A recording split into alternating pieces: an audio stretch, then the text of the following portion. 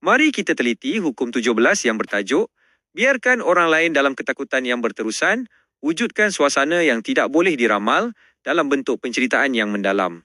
Hukum ini mendedahkan satu aspek psikologi manusia yang sangat penting. Kita adalah makhluk yang sangat bergantung pada tabiat dan corak yang boleh dijangka. Apabila kita dapat meramal tindakan seseorang, kita akan merasa selamat dan mempunyai kawalan. Namun, dalam permainan kuasa, predictability atau keboleh ramalan adalah kelemahan anda.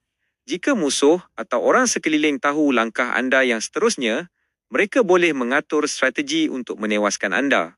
Oleh itu, untuk menguasai keadaan, anda perlu sengaja menjadi tidak konsisten dan tidak boleh diramal.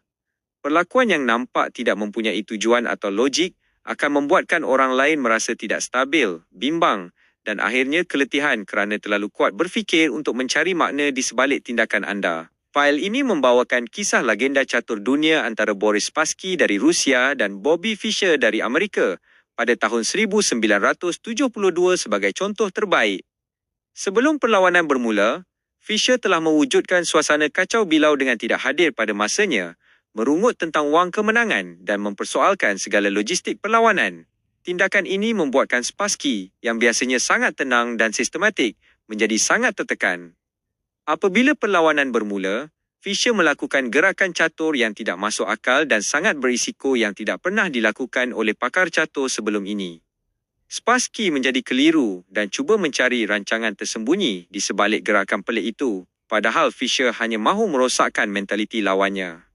Akhirnya, Spassky yang terganggu emosinya kalah kerana dia tidak lagi mampu fokus pada papan catur, sebaliknya hanya memikirkan apa yang ada di dalam kepala Fischer yang tidak menentu itu.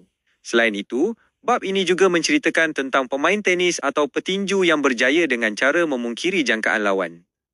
Contoh yang diberikan adalah Muhammad Ali ketika menentang George Foreman. Sebelum pertarungan, Ali memberitahu media secara terang-terangan bahawa dia akan mengubah gayanya dan menyerang Foreman secara agresif. Namun, kerana Ali dikenali sebagai seorang yang suka berjenaka dan penuh taktik licik, Foreman dan orang ramai menganggap Ali hanya mahu menakut-nakutkan mereka dan tidak percaya dia benar-benar akan berbuat demikian. Namun, pada hari perlawanan, Ali melakukan tepat seperti yang dikatakannya. Foreman yang sudah bersedia untuk menghadapi tarian Ali menjadi terpinga-pinga dan akhirnya kepenatan kerana strategi pertahanannya tidak berguna lagi. Ali berjaya memenangi pertarungan itu dengan menggunakan kejujuran sebagai cara untuk menjadi tidak boleh diramal. Pelajaran penting di sini adalah kuasa intimidasi. Apabila anda menjadi tidak boleh diramal, anda sebenarnya sedang melakukan keganasan psikologi yang halus. Orang akan sentiasa berwaspada di sekeliling anda kerana mereka tidak tahu bila anda akan berubah arah atau bertindak secara drastik. Ini memberikan anda kelebihan yang besar dalam rundingan atau persaingan. Walau bagaimanapun, bab ini memberi satu amaran penting. Strategi ini boleh memakan diri jika anda berada dalam posisi bawahan. Sebagai pekerja atau orang bawahan, menjadi terlalu tidak menentu boleh menyebabkan bos anda merasa tidak selamat dan mungkin akan memecat anda demi menjaga kestabilan organisasi. Jadi, gunakan taktik ini hanya apabila anda mempunyai kedudukan yang cukup kuat untuk menggoyang kestabilan orang lain. Sebagai kesimpulan, hukum 17 mengajar kita bahawa ketidakpastian adalah alat yang sangat berkuasa untuk melucutkan senjata musuh.